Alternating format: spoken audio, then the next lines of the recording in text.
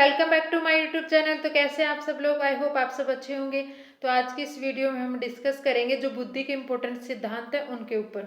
तो इसी में हम सबसे पहला सिद्धांत जिस पे हम डिस्कस करेंगे तो वो रहेगा हमारा गार्डनर का बहुबुद्धि सिद्धांत, यानी जो हार्वर्ड गार्डनर है उसका मल्टीपल इंटेलिजेंस थ्योरी जो है उस पर सबसे पहले डिस्कस करेंगे। बुद्धि की जितनी भी इम्पोर्टेंट थ्योरी है ना उन सब में इम्पोर्टेंट रहेगी हमारी गार्डनर का बहुबुद्धि सिद्धांत। 2-3 साल से लगातार स्टेट में यहाँ से क्वेश्चन पूछा जा रहा है। इसने जो अपने अलग अलग टाइप बताए बुद्धि के, वहाँ से ज़्यादा क्वेश्चन पूछे जाते हैं। और एक यहाँ पे इसका नाम जो है वो ध्यान रखना है, किसने दिया था ये ध्यान रखना है। तो यही 2-4 क्वेश्चन यहाँ से बनते हैं जो हर बार पूछे जाते हैं, तो वो हम इस वीडियो में डिस्कस करेंगे। आई होप आपको वीडियो जो है पसंद आएगा और आपके डाउट जो है वो क्लियर हो जाएंगे।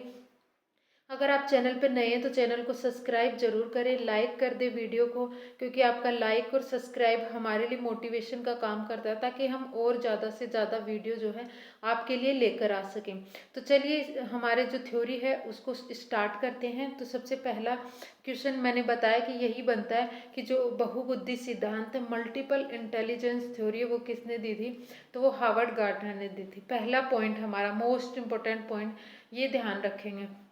जो गार्डनर था उसने एक बुक दी थी 1983 में जिसका नाम था frames of mind, the theory of intelligent या फिर मल्टीपल इंटेलिजेंस। तो इसमें इसने अपने सिद्धांत को जो है वो वहाँ पे एक्सप्लेन किया था। तो इसी सन में ये जो है सिद्धांत माना जाएगा। तो किसमें 1983 में इसने ये सिद्धांत दिया था। अपनी जो बुक थी, बुक का नाम भी याद रखेंगे, the frame of mind the theory of multiple intelligence. तो इसी में इसने अपने सिद्धांत को जो है वो एक्सप्लेन किया था डिटेल में। तो ये भी हमें पॉइंट जो है वो ध्यान रखना है। अब हार्वर्ड गार्डनर ने क्या कहा था कि जो लोग होते हैं ना उनमें अलग अलग तरह की जो है बुद्धि पाई जाती है, यानी सब में एक टाइप की बुद्धि नहीं पाई जाती, सब में अलग अलग टाइप की बुद्धि पाई जाती है। इसी वजह से जो हम अपने आसपास देखते हैं तो हमें जो लोग मिलते हैं तो वो अलग अलग टाइप के मिलते हैं। कोई किसी काम में जो है एक्सपर्ट है, कोई किसी काम में एक्सपर्ट है। जैसे कोई अच्छी सिंगिंग कर लेता है, कोई अच्छी टीचिंग कर लेता है, कोई इंजीनियरिंग में अच्छा है, कोई मैप वगैरह बनाने में अच्छा है, कोई जो है डॉक्टर अच्छा है, या फिर कोई जो है पढ़ाई में अच्छा है तो वो अच्छी जॉब कर लेता है, या अच्छा वकील होता है कोई इंसान। तो वो अलग अलग काम करते हैं। तो वो क्यों करते हैं? क्योंकि उनमें अलग अलग टाइप की बुद्धि पाई जाती है। तो इसने यही कहा था कि जो लोग होते हैं उनमें सेम बुद्धि नहीं पाई जाती, सब में अलग अलग बुद्धिमत्ता पाई जाती है। और ये भी ध्यान रखना है कि जो बुद्धि रहेगी ना वो एक दूसरे पर डिपेंड नहीं करती। हर टाइप की बुद्धि इंडिपेंडेंट होती है, वो अलग टाइप से जो है काम करती है, स्वतंत्र होकर के काम करती है। तो ये पॉइंट भी हमें ध्यान रखना है। अब जो गार्डनर ने अपने जो बुद्धि को डिवाइड किया था अपने सिद्धांत में, तो उसने 8 प्रकार बताए थे। ये ध्यान रखना, पहले उसने 7 दिए थे, फिर 1998 में उसने एक और जोड़ा था तो 8 हो गए थे। तो अगर आपसे क्वेश्चन पूछा जाए तो हमें 8 ही टिक करना है, क्योंकि 2000 में फिर उसने एक और ऐड कर दिया था। तो अब जो फिलहाल है तो वो 9 टाइप की बुद्धि है, लेकिन एनसीईआरटी में 8 टाइप की दे रखी है, तो आपको 8 ही टिक करना अगर क्वेश्चन पूछा जाता है। तो जो 8 प्रकार की बुद्धि है उनको हम 1 बाय 1 डिस्कस करेंगे।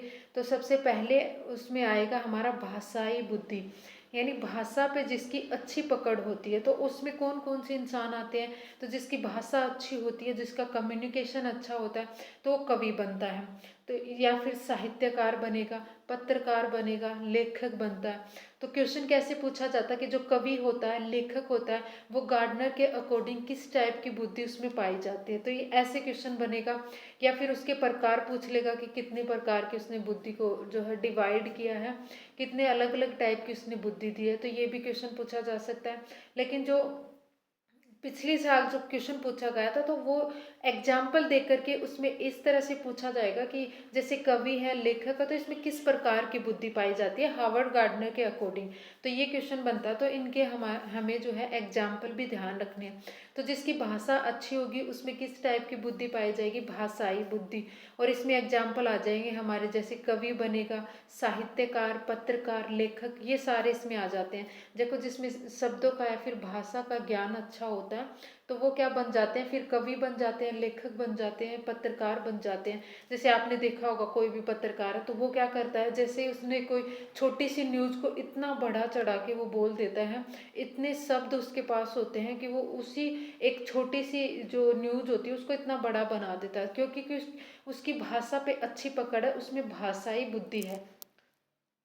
नेक्स्ट हमारा रहेगा तार्किक गणितीय बुद्धि, यानी लॉजिकल मैथमेटिकल इंटेलिजेंस जिसमें पाई जाएगी। यानी तो उसमें क्या होगा कि उसकी तर्क करने की जो शक्ति होती है वो अच्छा होता है, उसकी मैथ अच्छी रहेगी, कैलकुलेशन की पावर उसकी अच्छी रहेगी। तो इस टाइप के जो लोग होते हैं तो उसमें कैसी बुद्धि पाई जाएगी, तार्किक गणितीय बुद्धि। तो इसमें कौन आ जाता है, एग्जाम्पल इम्पोर्टेंट है हमारे लिए, तो इसमें वैज्ञानिक आ जाते हैं, वकील आ जाता है, जो गणितज्ञ होता है ना वो आ जाएगा, जो बैंकर होते हैं तो आपने देखा होगा जो बैंक में काम करते हैं तो उनकी कैलकुलेशन अच्छी होती है, उनकी मैथ अच्छी होती है। जो अकाउंटेंट होते हैं उनकी भी क्या होती है, लॉजिकल पावर, उनकी मैथमेटिक्स अच्छी होती है।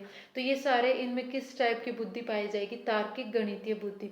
एग्जाम्पल हमें ध्यान रखना है, इसमें क्या होता है, तार्किक योग्यता होती है और उसकी जो मैथ है, उसकी कैलकुलेशन की जो पावर होती है वो उनमें अच्छी पाई जाती है। नेक्स्ट हमारा आ जाएगा यहाँ पे स्थैनिक बुद्धि, यानी जो स्पेशल इंटेलिजेंस होती है वो आ जाती है इसमें। तो इसमें क्या रहेगा, इस टाइप की बुद्धि में जो इंसान होते हैं ना उनमें मानसिक कल्पनाएं जो है वो अच्छी कर पाते हैं वो, यानी मन ही मन में किसी चीज़ के बारे में वो पूरी तरह से सोच पाते हैं। तो उसमें और या हम ऐसे बोल सकते हैं कि जो स्पेस से रिलेटेड है, जो हमारे स्थान से रिलेटेड जो चीज़ें हैं, जैसे मैप वगैरह बना लेना, किसी चीज़ को देखकर मन ही मन में उसका मैप बना लेना, तो ऐसी जो बुद्धि होती है ना वो स्थानिक बुद्धि होती है उसमें। तो इस टाइप की बुद्धि वाले जो इंसान होते हैं वो क्या बनेंगे, जैसे मूर्तिकार। तो मूर्तिकार क्या करता है, जैसे मिट्टी होती है और उसको इतना अच्छा आकार दे पाता है वो, तो उसकी क्या है, एक स्थैनिक बुद्धि है उसके अंदर। चित्रकार हम यहाँ पे बात कर लेते हैं, आर्किटेक्चर जो होते हैं कैसे छोटे से एरिया में वो सब कुछ अरेंज करके वहाँ पे एक पूरा जो है फ्लैट बना देते हैं, पूरा फ्लैट का जो है नक्शा तैयार कर देते हैं, क्योंकि उनके पास इस टाइप की बुद्धि है, इस वजह से वो काम कर पाते हैं। नेक्स्ट हमारी फोर्थ रहेगी शारीरिक गतिक बुद्धि, यानी जो बॉडी काइनेस्थेटिक होती है इंटेलिजेंस, ये इसके अंदर आ जाएगी। यानी इसमें जो वो क्या करेंगे, अपनी जो फिजिकल जो है मूवमेंट अच्छा करवा पाते हैं, अपनी बॉडी का मूवमेंट अच्छा करवा पाते हैं। तो जो शरीर को गति देने वाली जो बुद्धि होती है वो इसमें आ जाती है शारीरिक गतिक बुद्धि में। यानी वो अपने शरीर को ना किसी भी साइड मोड़ तोड़ सकते हैं। जैसे इसमें हम एग्जाम्पल लें तो उसमें जो धावक है, दौड़ने वाला है, डांसर को आपने देखा होगा कि किस तरह से वो अपनी बॉडी को अलग अलग डायरेक्शन में वो मोड़ सकता है, जो एक नॉर्मल इंसान नहीं कर पाता।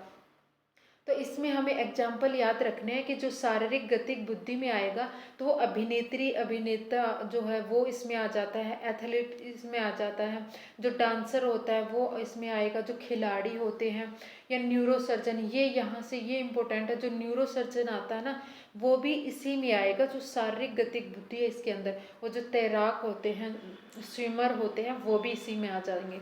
तो ये हमारा फोर्थ टाइप रहेगा।